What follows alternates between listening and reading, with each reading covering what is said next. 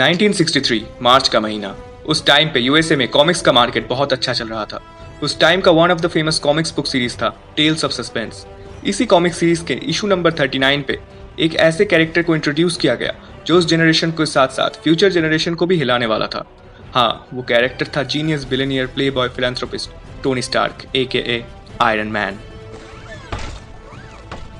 Iron Man इस legendary character को create किया था उस टाइम के one of the best writer Stan Lee ने, डेवलप किया था लैरी लेबर ने और कैरेक्टर डिजाइन किया था Don Heck and Jack Kirby ने।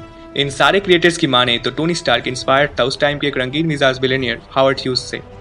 मेनली स्टैनली का आइडिया था ऐसा एक कैरेक्टर बनाना जो टेक्नोलॉजी को यूज करे और उस टाइम के जो कोल्ड वॉर हो रहा था उसको रोकने की कोशिश करे। स्टैनली ने कहा है कि उन्होंने ये कैरेक्टर अपने आप को डेयर देके बनाया था। वो कोल्ड वॉर का टाइम था, उस टाइम पे यंग रीडर्स को वॉर और मिलिट्री से नफरत थी। सो उन्होंने एक ऐसा कैरेक्टर बनाया जो इन्हीं चीज़ों से घिरा हुआ है, एक वेपन मैन्युफैक्चरर जो मिलिट्री को वेपन सप्लाई करता है। स्टैनली को लगा था कि वो एक बहुत ही खराब कैरेक्टर को बना रहे हैं और ये कैरेक्टर कभी भी फेमस नहीं हो पाएगा, बट उन्होंने रिस्क लिया और इस कॉन्सेप्ट को आयरन मैन के नाम से पब्लिश कर दिया and the rest is history. Tony star के कैरेक्टर को बहुत प्यार मिला एंड 1968 के मई मंथ में Iron man issue 1 comic series की शुरुआत हुई। आयरन मैन का मेन ओरिजिन स्टोरी कुछ ऐसा है कि एक हादसे में टोनी स्टार का हार्ट बहुत हद तक डैमेज हो जाता है और उसे कुछ आतंकवादी भी किडनैप कर लेते हैं और एक मास डिस्ट्रक्शन वेपन बनाने का ऑर्डर देते हैं। बट स्टार्क उन सब से डबल क्रॉस करता है और उनके मशीन्स को यूज करके ही अपने लिए एक सूट ऑफ आर्मर बनाता है और फिर उन सारे आतंकवादी और उनके लीडर को डिफीट करता है। इसके बाद वापस घर लौट के वो इन आर्मर्स को और भी ज्यादा मॉडिफाई करता है और वो बन जाता है एक बहुत ही famous super hero Iron Man. And comics में आयरन मैन ही एवेंजर्स को भी असेंबल करता है और कहलाता है द फर्स्ट अवेंजर। और इस अवेंजर्स का मेन मेंबर्स थे Hulk, Thor, Antman and Wasp. Comic books में मैसिव सक्सेस के बाद मार्वल क्रिएटर्स ने सोचा कि मूवीज की तरफ कदम बढ़ाया जाए, तो उन्होंने सोनी के साथ कोलैब करके राइमीवर्स का स्पाइडरमैन ट्रिलॉजी और फॉक्स के साथ कोलैब करके एक्स-मैन बनाया।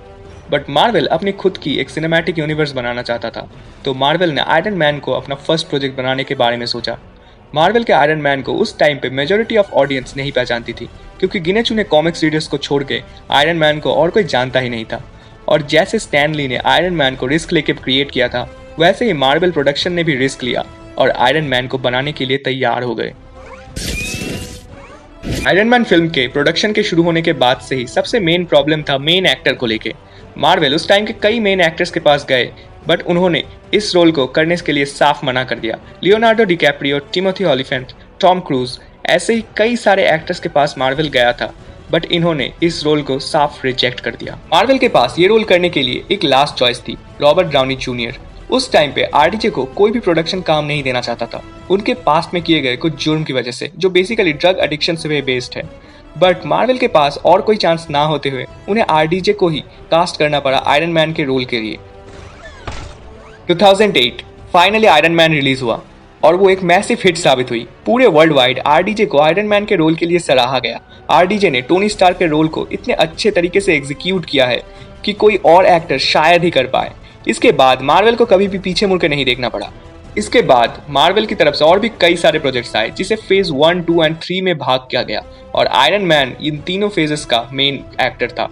और रॉबर्ट डाउनी जूनियर की लाजवाब एक्टिंग और मार्वल के प्योर स्क्रिप्ट ने इस कैरेक्टर को सिर्फ एक कैरेक्टर से निकाल के हमारे बीच में एक लेजेंड की जगह दिला दी। अभी के टाइम पे अगर कोई आयरन मैन का नाम ले तो सबसे पहले रॉबर्ट डाउनी जूनियर का ही चेहरा सामने आता है और आरडीजे के अलावा और किसी भी एक्टर को इस रोल के लिए इमेजिन भी नहीं किया जा सकता। और एंड गेम में आयरन मैन को अपनी ग्रैंड एंडिंग मिली है, बट हम सब सच्चे दिल से यही चाहते हैं कि आरडीजे का आयरन मैन हमें आने वाले मार्वल फेजेस में भी जरूर दिखे।